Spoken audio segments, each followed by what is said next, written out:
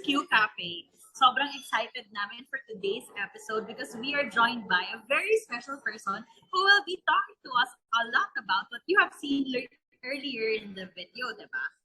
So excited na tayo to know more about business writing and how do we really maximize this type of skill. Ayan. So who is our guest speaker for this evening? She is the lead consultant for the Paths to Purpose.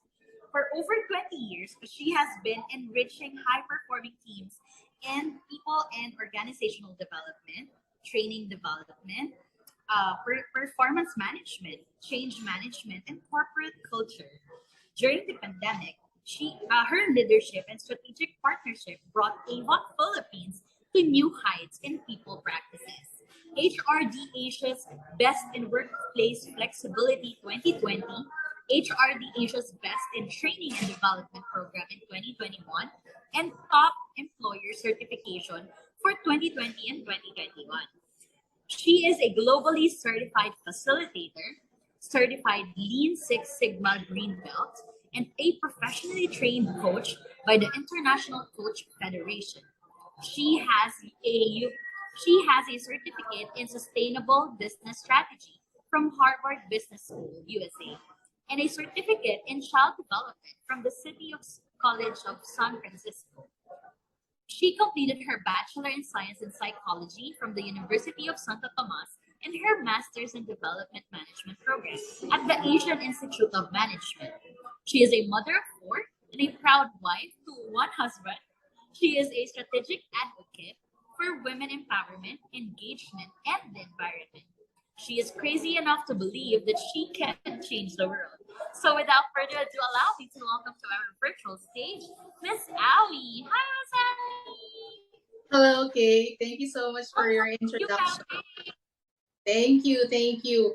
Para naman kung maka-special ka naman, parang feeling ko shock ako, di ba, na may tuldok dun sa loob. But thank you so much for that introduction. And I'm really excited about this session this evening to talk about one of the things that I feel like is often taken for granted, but is very, very important, not just in communicating with peers, but also in someone's career. So I really can't wait to get started.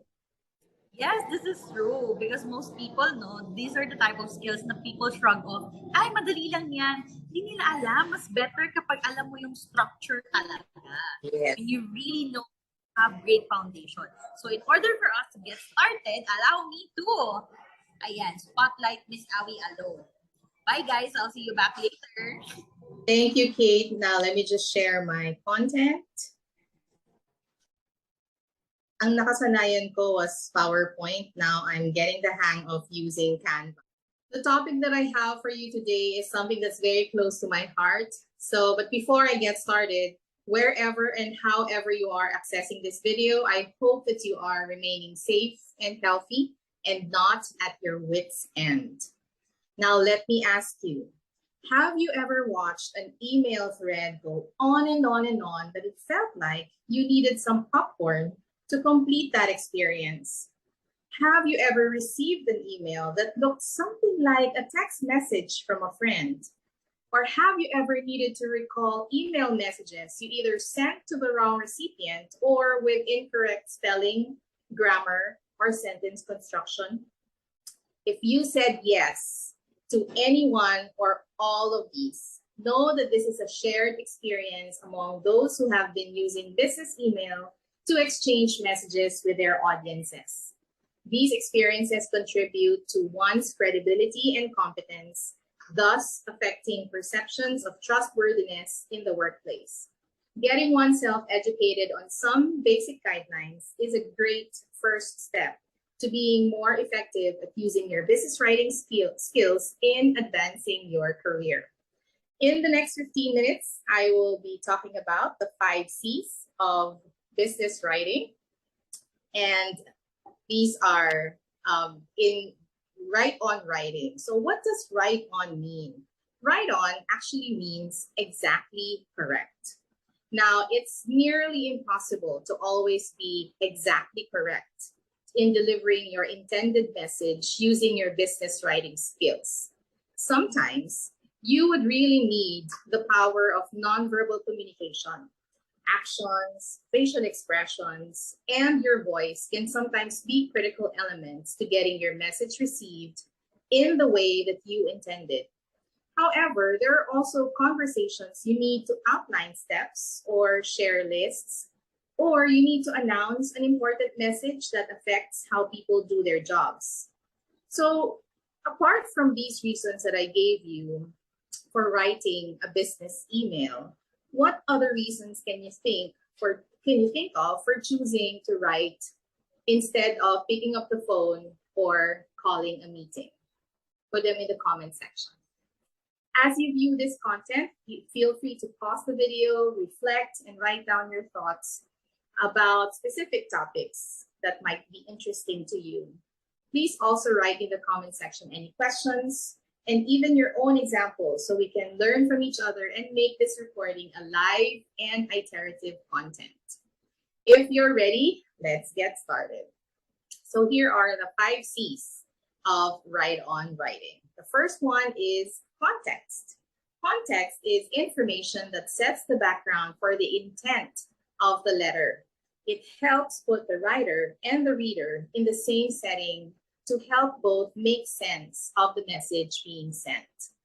Now, there are several ways for you to create context or develop context in your email. One way is through historical context. These are examples. What other examples do you have for historical context? Now, next we move on to the next kind of context, which is physical context. And here are some examples. What other examples can you think of that provides a physical situation for your email? The third kind of context is situational. And here are some examples. Anyone here you've used before?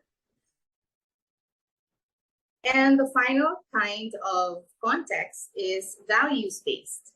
And here are some examples. Now, as you would have seen, there are different contexts that you can use to provide the groundwork for the content or for the message that you would want to send to the recipient of your email. Now let's move on to clarity, the second of the 5 C's. What is clarity? Clarity is use of words, sentences, and formats in ways that the reader can understand. Now, how do you achieve clarity in your written work? First, you could use simple words. Gone are the days when use of highfalutin words spell out intelligence. Nowadays, the more simple or the simpler words you use, the easier you are understood, then the better it is for everybody concerned in that communication process. The next one, cap your sentences to 20 words. Ideally, we read sentences with just one breath. So give your reader that benefit. Next, limit your sentences to 5 or 6 per paragraph. Nobody wants to read a novel. And next is aim for a maximum of 4 paragraphs. I go back to what I just said earlier. Use active voice. So some examples of that is, instead of saying, may I ask this to be done by you, you may say, may I ask you to do this? Or instead of saying, please be advised, say, I would like to inform you. Instead of saying, this has been undertaken by, you can say, who actually did it. The next one is use bullets, numbered lists, and illustrations. When we use bullets, you're talking about a list of things that do not need to appear in a certain order. When using numbered lists, they have to appear in a certain order, or they could be steps leading one to the next. And an illustration could definitely help, especially with visual recipients. So you could insert a graph or any visual that could help add more meaning to what you are talking about in your email. And finally, try recording your video as you talk about what you want to say in your email. That adds on to the number of stimuli that your audience or that your recipient is getting from your message. The next C of the 5 C's is conciseness. What does conciseness mean? Matched with clarity, it is the use of as little words as possible to deliver the message. Now, if it's not matched with a clear message, conciseness could spell out laziness, incompetence, or apathy. It is also important to know that the average attention span of a healthy adult is now down to just 8 seconds. Think about that. So how do you achieve conciseness? Try eliminating unnecessary phrases. So let's try this example. Read it, or it reads, it should go without saying that it is absolutely essential to avoid each and every phrase in our writing that generally doesn't have, for all intents and purposes, a specific meaning. So did you make sense of this sentence? Probably not. Let's try taking away words or phrases that were not necessary to provide the meaning of the actual message. And look at the words in red font color.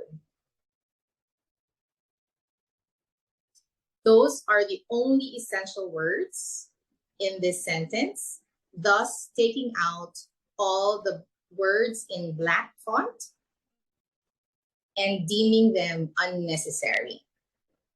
It doesn't only save you and your reader time, it also gives the message as fast as you could and as effectively as you could. So here are some phrases to avoid when you are hoping for conciseness. The first one is cliché. Clichés are commonly used words or expressions, and they should be avoided because they can often be misinterpreted. So here are some examples. The next ones, qualifiers. Qualifiers are words that modify the meaning of another word in intensity and should be avoided because they can make your writing sound uncertain and informal. So here are some examples. In written communication, I hear words like, kind of like, sorta. So those are generally not acceptable in business writing. Number 3, redundant phrases. They are phrases that mean the same thing and are not necessary in your communication. So here are just some examples. And finally, stock phrases. Stock phrases are long phrases commonly used that can be replaced with one word. So here are just some examples. Due to the fact that could be replaced with since, in reference to can be replaced with about, prior to can also be replaced by right before.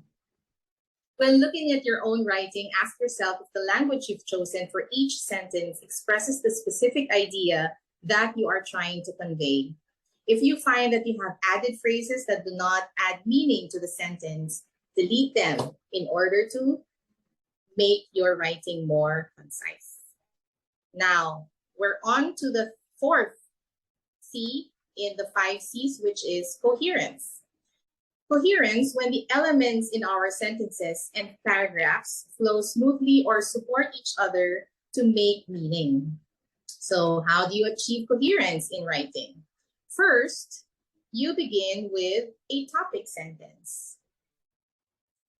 It's in order for you to lay down the ground for your message. The next one is use context to help situate the reader in the mindset that you need them to be in when reading your message. The third one is develop your paragraph with each sentence supporting a central idea that flows into the topic sentence. The fourth one is use anchors, verbal bridges, keywords, and repeat your main idea throughout your message. And finally, conclude with a call to action that is relevant to your topic. And you end it with a positive note. So some examples of call to actions are, given these, may I request that you, so here are certain sentence starters, or kindly let me know if you have a question on. Or you could say, I look forward to your support on this project. That's for coherence. Finally, fifth of the 5 C's is correctness.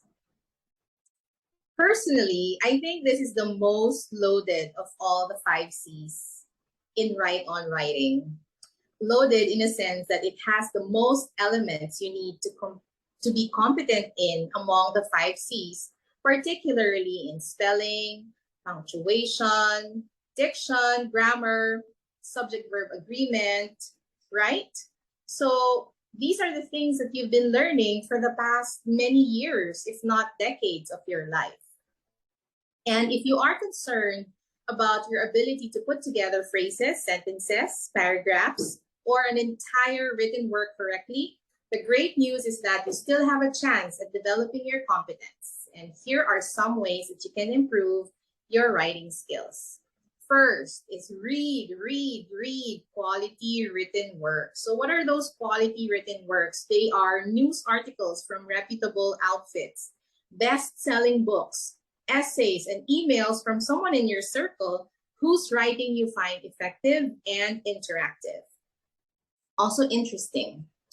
The next one is practice writing in correct spelling, grammar, punctuation at all times. Treat all your written messages as a business correspondence and see how it not only increases your competence, but also your credibility. And yes, I mean all your written messages, including your SMS, Viber messages, WhatsApp messages, Messenger messages, name it, especially your Facebook posts, right?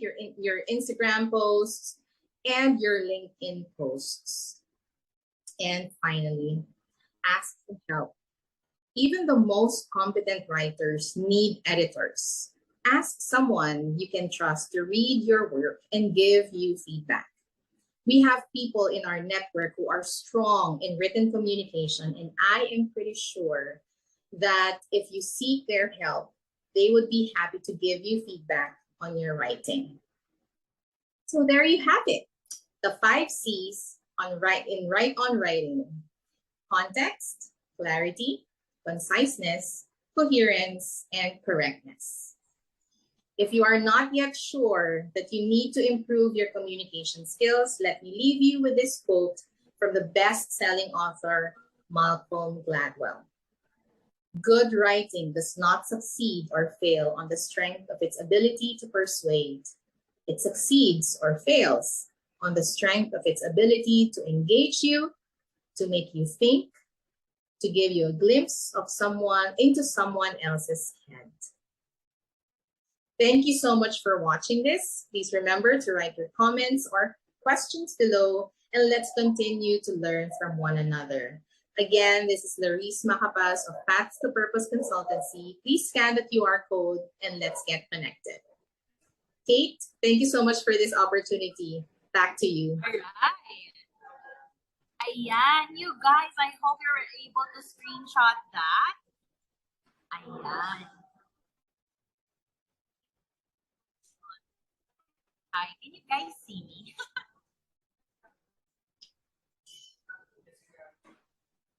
Ayun. Hi, I'm back. Hello. Alright. Sobrang nakakatuwa talaga na pag-usapan yung ganitong klaseng mga bagay. I really think that one of the things that our generation nowadays, I mean, the people in the workforce right now, we fail to recognize that these are the type of basic skills that we really need to have. How do we really communicate better in a business type conversation? Kasi most of the people, especially nowadays, that freelancing is really a boom talaga. And most of the conversations na nangyayari sa atin is online, is through emails, through Viber sometimes. There are official group communications in the workplace na people, they tend to, hindi naman masabing fail, pero sometimes may mga mishaps na nangyayari. And it's really good that we have this type of refresher para we're really aware what are the things that we need to be mindful of. Having said that, let's go right into it. The first question that we have here is, it's a situation. I was called out by my immediate supervisor when I added a smiley face on my reply email to our boss. Is it inappropriate to add emoticons on your email? So what is your take on this, Ms. Auie? All right, so I think that's a great question. During the beginning of the year 2000, when we started using, dati ano pa kami noon, Yahoo chat, like we would use emoticons in very informal situations. But then I think very recently, not just emoticons, but also GIFs have made their ways, and memes have made their way into the more formal communication or in the business communication. And my answer to that question, whether that's appropriate or inappropriate, really depends on the culture of the organization and your relationship with the boss that you are sending the message to. I could imagine easily in the previous organizations that I worked for that it would be okay because that's the kind of culture that we have. We definitely had a less formal, very personable culture, which for me as an organizational development professional is what we want in order to make people feel confident and competent in communicating with us, especially leaders. So yeah, I think it really depends on the culture, but I'm really hoping that more and more organizations provide a wider range of abilities and media for us to be able to communicate what we want better. Sometimes because we're using words and we don't feel confident that the way that we have constructed our message was friendly enough or personable enough. That's why we add a smiley face or any other emoticon. And I think if that is the way that the person feels more competent in communicating, I think we need to be more inclusive. Yes, grabe. One of the things talaga that is challenging with this type of communication kasi is yung paglalagay yung pag-incorporate mo ng emotions with the words. Because people, kahit anong gawin natin, some of us, we really read things differently. Yeah. Some people naka-all caps, pero ang totoo nun, kalmado sila. Di ba? Some people naman, they use all caps to point naman, to highlight a point. Meron namang iba mga medyo kalmado talagang tao. Hindi sila nag-all caps for the points. Ini-slant lang nila. Di ba? Yeah. There are italicized lang. Yeah. These are really, at the end of the day, they add personality to your emails, to your messages. And I really believe it's true that you should act accordingly. Tama talaga siya. Act accordingly to the culture of whatever it is where you do your communication. Kasi like I say nga, sa Viber din, sa group chat namin na, it's a professional group chat ha, it's for work. Pero it's in Viber. Pero we use a lot of emoticons and GIFs. Yeah. Ang favorite ko talaga na GIF, yung flip the table. The flip the table na GIF. Because there are situations. Pareho ng mic drop yan? Pareho ba ng meaning ng mic drop yan? Or parang I'm out of here? Ganun ba yung ibig sabihin ng GIF na flip the table? For me naman, yung flip the table na GIF is, I use it for situations na nakakainis talaga. Na, oh my God, bala kayo dyan. I'm out of here. Diba? Yes, okay. It lightens up the mood. And it's really depending kasi kung ano yung established na culture, how you communicate with each other. And at the end of the day, for me, communication, yes, we need to formalize it in the proper platform. Diba? Yeah. So yan, nakakatawa yung mga ganito klaseng situational questions. We have another one here. Ito naman medyo technical. Can you recommend a certain application or tool to help proofread or fix grammar in a business letter prior to sending? Do you use any applications to help you with grammar? Kasi, let's say for example, yes, well-versed naman tayo, confident naman tayo sa ating sentence construction, but it doesn't hurt to have applications na AI. So, Agree. for you, do you have applications like that? I know of a technical writer. It's what she does for a living, who uses Grammarly. I never really needed to use it because I'm kind of accustomed to Microsoft Word, and because I read a lot, I seem to have developed that muscle memory or that ear for correct grammar and even spelling. Like sometimes if I'm unsure of the spelling, I write it down using a pen and paper because it's easier for me to process. Again, going back to muscle memory, but I'm old, so maybe this is not as relevant to the younger generation as it is for my generation. But yeah, Grammarly, I hear, is a very, very good tool that they can use. And they don't just provide suggestions on spelling, kasi usually see Microsoft Word or Office does that, no? They provide you with suggestions on spelling, and sometimes even the syntax, yung how words are arranged, or if you can cut a sentence into 2 clauses, so or complex sentence pala siya, so may suggestion siyang i-cut mo yung dalawang clauses in 1 sentence to form 2 sentences. To make it simpler.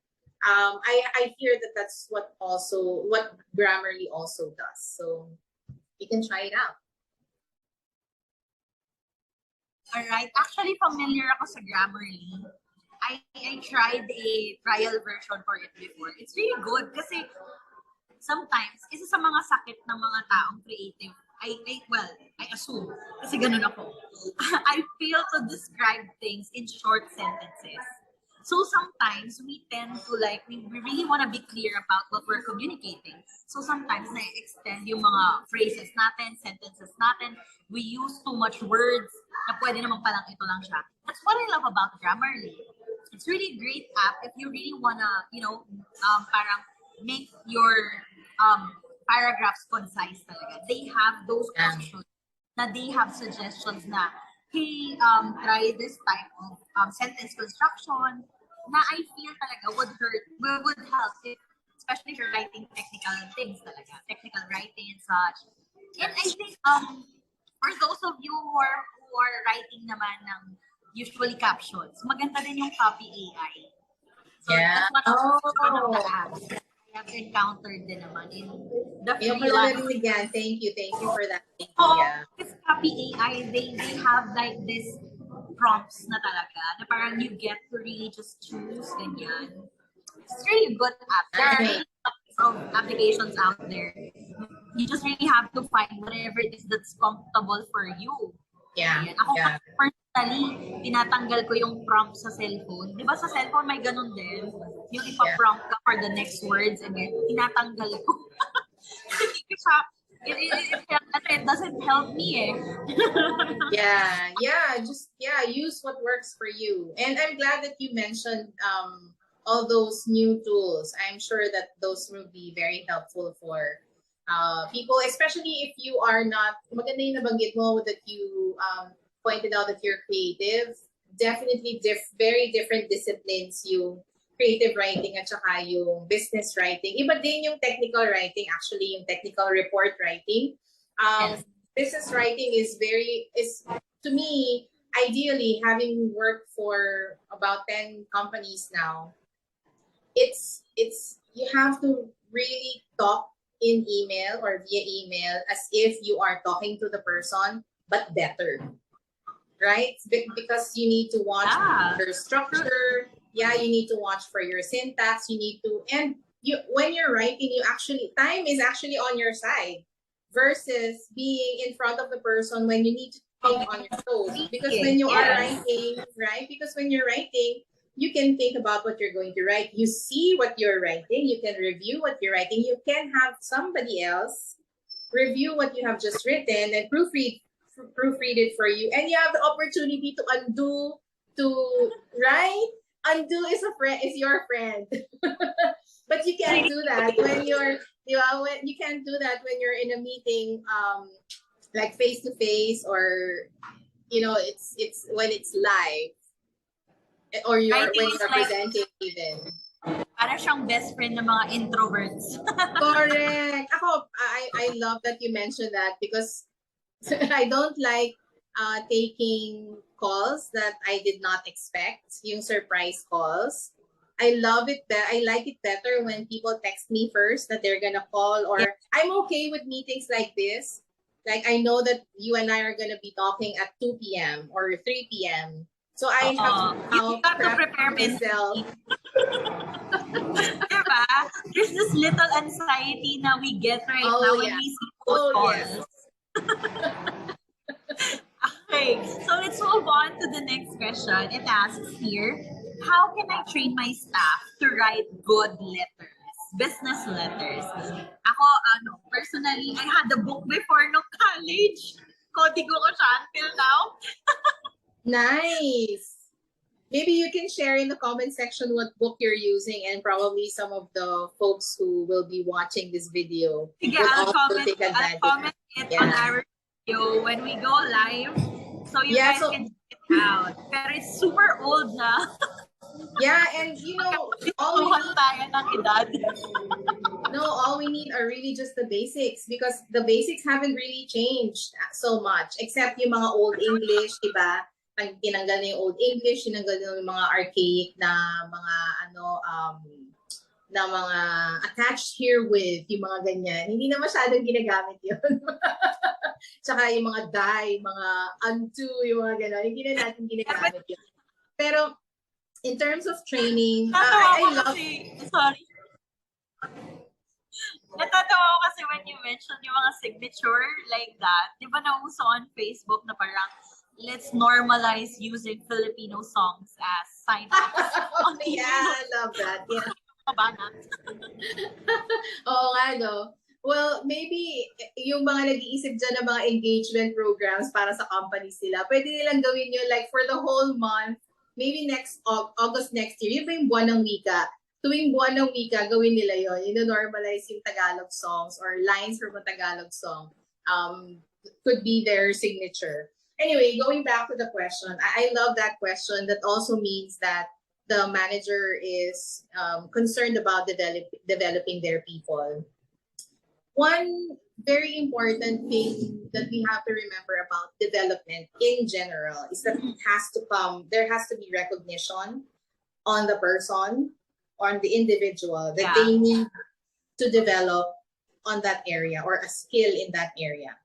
So if, for example, my manager thinks that my writing could still be improved, but I think that I'm really good at writing and that my business communication is right on point, then there wouldn't be a lot of motivation for me to make any change or to get out of my comfort zone and learn new ways of writing. So I think feedback is a very, very important step. Now, giving feedback is a very important step in getting that ball rolling in terms of developing your people. Now, when there is a mutual understanding that there indeed is an area for development, then identify which part of business writing, of my business writing, should I improve on? Is it my tone?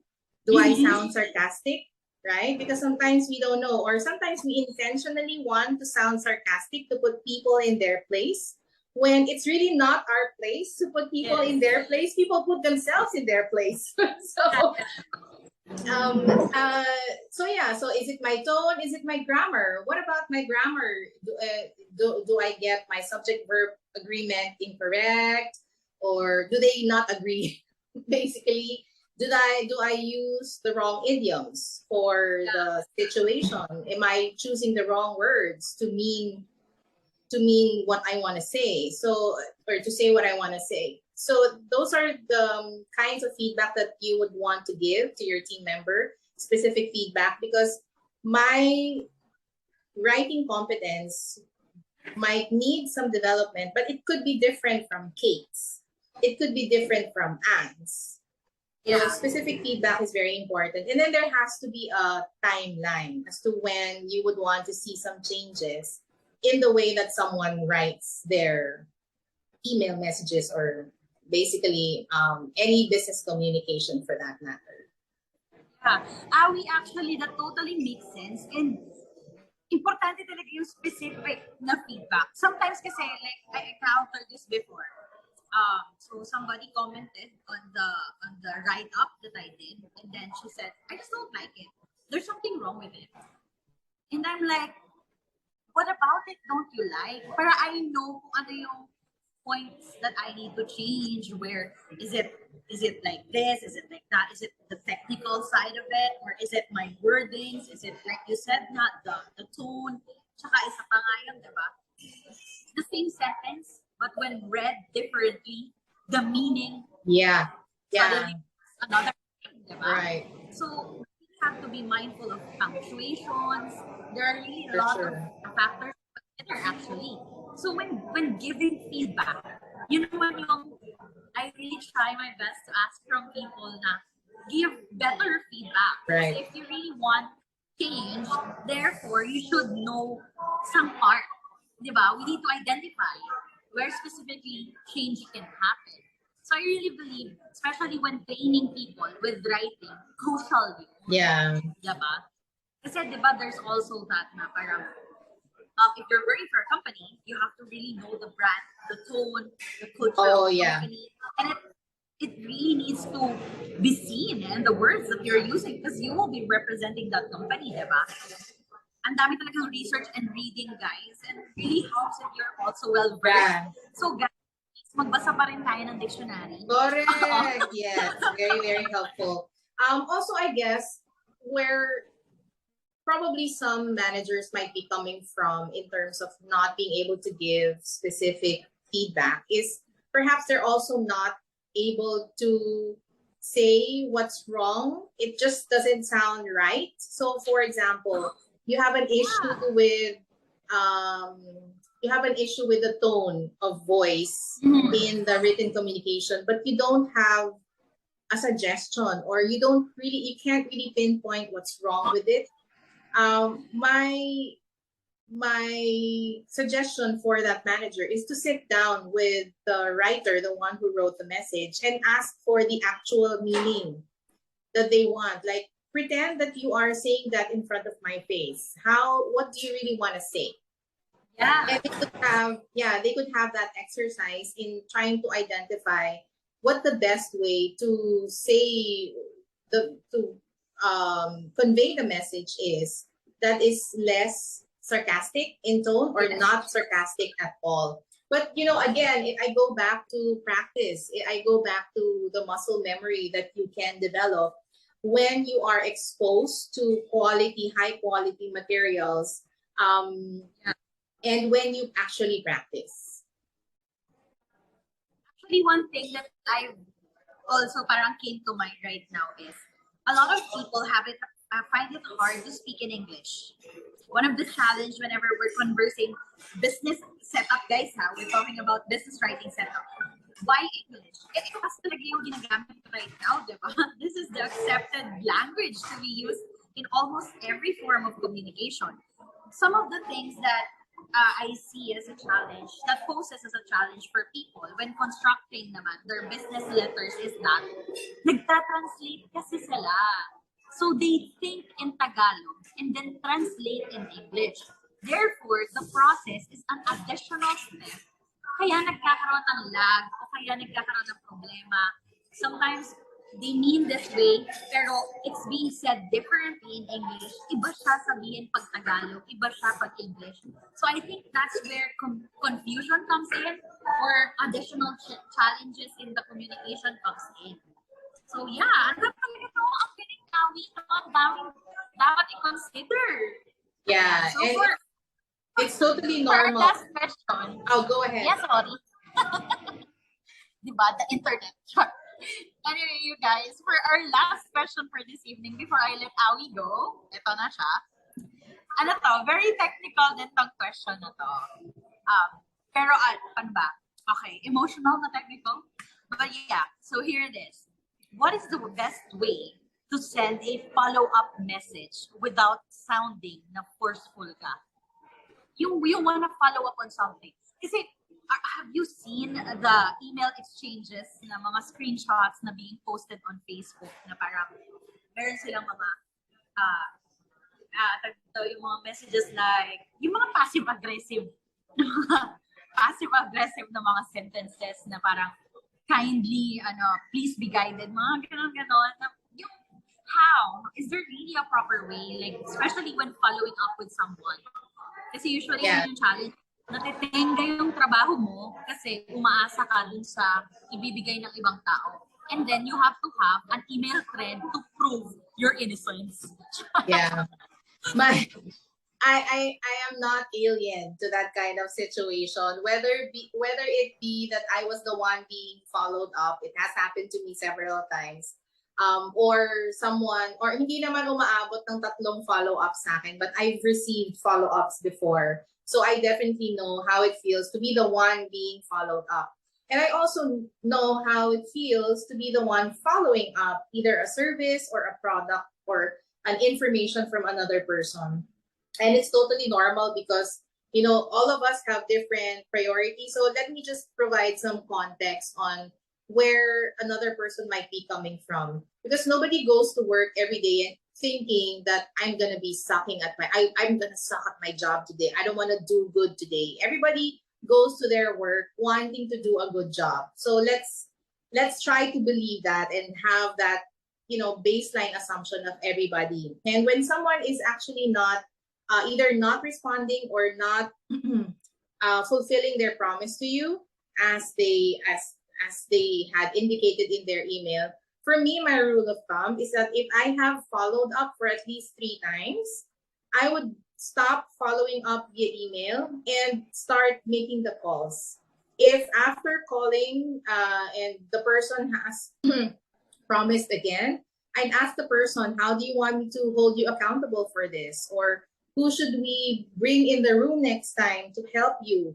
What other sources or resources would you need in order to make sure that you deliver on this promise this time around? Because it has been 3 times that you said that you were going to deliver on this and you haven't delivered so far. So what would change this time around? What would enable you to deliver what you have not been delivering for the past 3 times that we have had this agreement? So I would have that crucial conversation, that courageous conversation. Sometimes you are following up with someone who has a higher position than you, and you really just need to put your foot down. If you need to bring in your boss in order for you to get action going, or if you need to bring in their boss, then I think that that's something that could also be explored. Escalation is always an opportunity for you to also see what context that person is living in that is stopping that person from delivering on their promise. Yeah, that actually makes sense talaga. But everything really makes sense actually. Yun talaga yung purpose talaga. That's why we have conversations like this. Because sometimes we tend to forget. Akala kasi natin communication just comes easy. It's just like, you know, you just talk. You just talk to people. Pero sometimes we fail to remember that there are actually proper ways of communicating with people. And of course, with respect to others. Kasi nga, di ba? Like me, always say naman na we always have to respect the time and effort and whatever of people we are talking to. Yeah. Diba? So, two-way street kasi talaga siya. So, when we communicating talaga, we need to know what words to use. Na hindi naman tayo mag-sound na passive-aggressive. Hindi rin naman tayo mag-sound na parang entitled. Ang dami talaga eh. Especially nowadays. Oh my gosh. I still have this challenge when it comes to communicating with the younger generation. Because, you know, it's really challenging. I mean, honestly I ano pa rin naman ako, I'm a millennial pa rin naman by year. So, parang my concern is that, parang, as students, as before, kung paano kami in-train sa school, ibang-iba na siya sa ngayon, na parang, generation ngayon, sobrang fragile nila. I mean, I don't know if it's just me, or if it's just me who feels this way, pero, andun sila sa, they're fragile and yet they're not fragile. Alam mo yun? Sobrang ang hirap talaga. So I'm still navigating towards that generation and how to welcome them into the workforce. Yeah. Because, you know, there are a lot of things talaga na. Well, you know, in my home, I have two I have two millennials and I have one Gen Alpha. Tama ba? After ng millennial, Alpha ba? Or Gen X, Y, Z. Z pala. I have two Gen Zs and I have one Gen Alpha. And I definitely, so those are my kids. I have a 20-year-old who's turning 21. I have an 18-year-old. I have a 14-year-old. And I have a 5-year-old. So different. 32 pa lang. Thank you.